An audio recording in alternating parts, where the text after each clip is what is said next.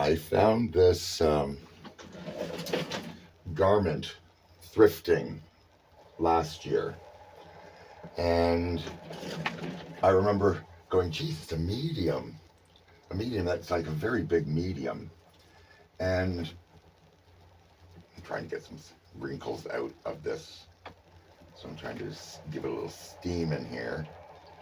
But I really didn't know what it was. I went, oh, it's kind of like a robe or, which it is. Anything shaped like this is technically a robe. But I thought it was like a lab coat kind of thing. Like, I thought, ooh, what a fancy lab coat this is. And I'm sure that there's people out there just screaming, telling me, I know what that is. You are so wrong. And yes, I know I'm wrong. That's why I'm making this video now. I noticed today, for the first time, the tag. Made in Canada, made me very happy. But I didn't know the company other than, clearly it's Montreal. It's all sort of French. And so I went on to the computer to look and see what this actually is. If I could find anything about the company or the garment itself. And what I found was it is a religious shop that tag is for. And we have, you can get a lot of different religious things in there, including clothing. So I started looking, and they didn't have this on their website. So clearly this is not something that they have anymore. Maybe it's a special arrangement, or this is like some of the plainer stuff and you have to ask for it. I don't know. But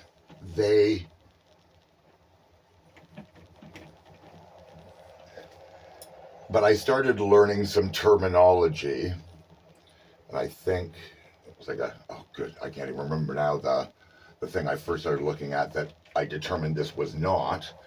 It was like a chasson or chasse, I don't know, a chasse, I have no idea. It's like CHAUS something something something, and it didn't quite have the same look. It didn't have the same collar area and things like that. But when I looked further into other clothes, I think this is an alb.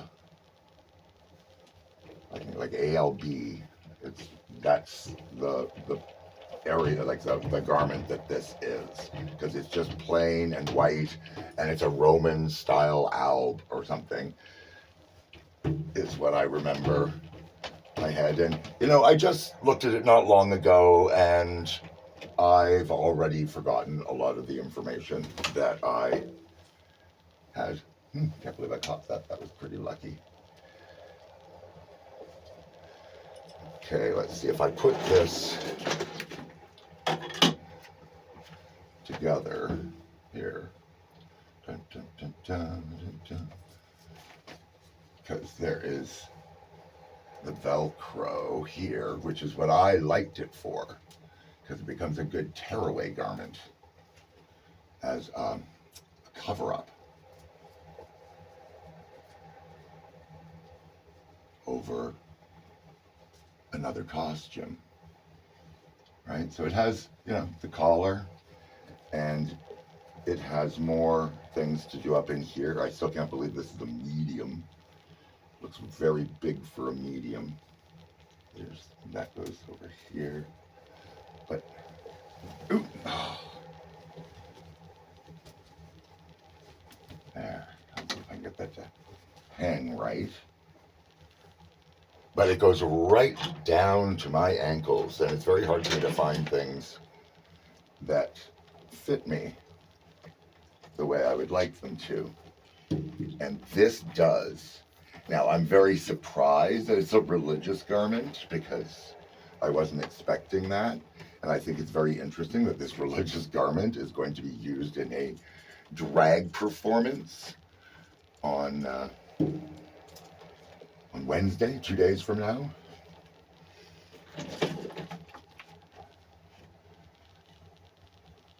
Some people go, oh, that's sacrilegious. Well, it's not to me. I'm not religious.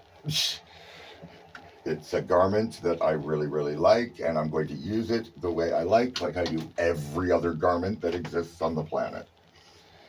If people have a problem with that, it is their problem, not mine. I am not going to change because none of it has anything to do with me.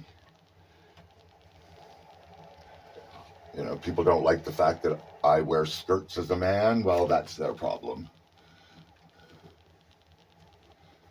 I wear the things that I like, that feel comfortable, that fit me, that I like the look of. And anybody else, well, they can touch grass or kick rocks or whatever the expressions are. They can flush themselves down a skibbity toilet. I don't care.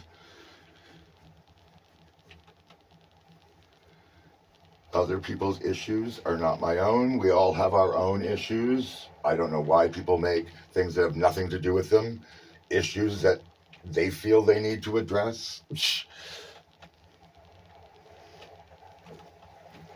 But there is something almost poetic about, you know, wearing Catholic robes and stuff, because I've always felt that when I see that kind of religious attire, not necessarily thinking of it as anything other than grand and flashy.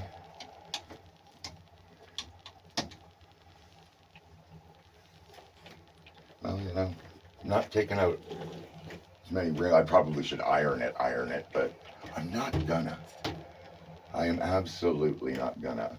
Because I really don't want it to look crisp. I just don't want it to look all wrinkled. Because I've never actually worn it yet, other than, you know, trying it on when I first got it. And then it's been, you know, stored, as is most of my stuff. I have too much stuff. I can't keep it all out, that is for sure. But I can.